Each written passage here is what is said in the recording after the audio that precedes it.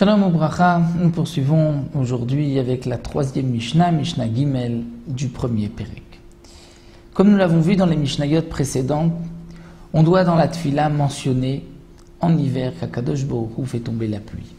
Et on doit même demander cette pluie dans la Bracha Birkat Hashanim de l'année où on prie Veten Tal ou Matar, qu'Akadosh Baruch Hu nous envoie Tal, c'est-à-dire la rosée, et aussi Matar, la pluie, l'Ivracha, comme bénédiction. À partir de quand on va demander la pluie, mentionner la pluie? Nous avons vu dans la première Mishnah que c'est une machloket. Est-ce que c'est depuis le premier jour de Sukkot ou le dernier jour de Sukkot? Mais à partir de quand on va demander la pluie? La Mishnah nous enseigne Bishlosha b'macheshvan sholim et takshamim. C'est Tanakama, le premier auteur de la Mishnah, dont le nom n'est pas mentionné, qui dit à partir du 3 Cheshvan, on demandera l'Ekshamim, on priera Veten Tal ou Matar. Bien sûr, toute la marloquette que nous allons voir, la discussion ici, c'est en Eretz Israël, sur la terre d'Israël. À partir de quand on doit demander la pluie? Pour Chutz La'aretz, en dehors d'Israël, c'est un autre din, c'est 60 jours après la Tkoufa de Tishrei, qui tombe en général au début du mois de décembre, en fonction des années. Donc c'est pour cela qu'il y a un décalage entre Eretz Israël et Chutz La'aretz sur cette prière de Veten Tal ou Matar. Donc les besoins en Chutz La'aretz ne sont pas les mêmes que sur la terre d'Israël. Donc Tanakama nous dit à partir du 3 Cheshvan on demande l'Ekshamim parce que d'après Tanakama c'est ce moment-là, le 3 Cheshvan, c'est ce jour-là qui est le moment de la première pluie.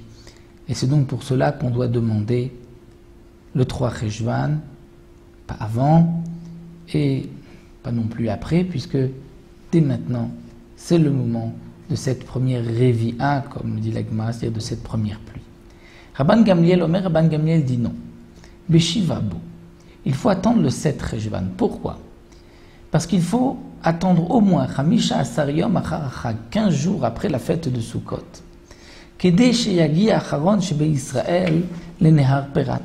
Afin que le dernier des Bnei Israël, c'est-à-dire que même celui qui habite le plus loin, qui est monté pendant les 3 fêtes, donc pendant Sukkot à Yerushalayim, il doit rentrer chez lui. On lui laisse au moins 15 jours pour qu'il puisse rentrer chez lui avant de demander la pluie. Puisque si on demande la pluie alors que cet homme-là ou d'autres sont en chemin, en voyage, pour rentrer chez eux, ils vont être dérangés par la pluie. Donc c'est pour cela qu'on devra attendre, nous dit Rabban Gamliel, le 7 Cheshvan, 15 jours après la fête de Sukkot, pour être sûr que tous les Bnei Israël sont rentrés chez eux. Et de Yerushalayim jusqu'au nord d'Eretz Israël, qui est le fleuve du Pérat, il y a 15 jours de marche, donc c'est pour cela qu'on attendra 15 jours avant de demander Veten Tal ou Matar, pour ne pas déranger les voyageurs par la pluie. Donc là nous avons vu dans les premières Mishnayot à partir de quand on mentionne Morid HaGeshem, à partir de quand on demande la pluie. La halacha en Eretz Israël, c'est le 7 Cheshvan. En Chutz La'aretz, c'est 60 jours après la Tkoufa, la période de la saison du mois de Tishrei. Et là, nous allons voir dans les Mishnayot qui suivent ce qu'il se passe lorsque la pluie n'est pas tombée, n'est pas arrivée au moment voulu. Normalement, elle doit arriver au début du mois de Cheshvan. Et comme nous le verrons, dès qu'arrive déjà le 17 Cheshvan et que la pluie n'est pas tombée, c'est un signe début de sécheresse, on doit jeûner, on doit prier pour que la pluie tombe. Ça comme la Mishnah nous l'expliquera par la suite. Nous verrons dans la Mishnah Dalet la prochaine fois.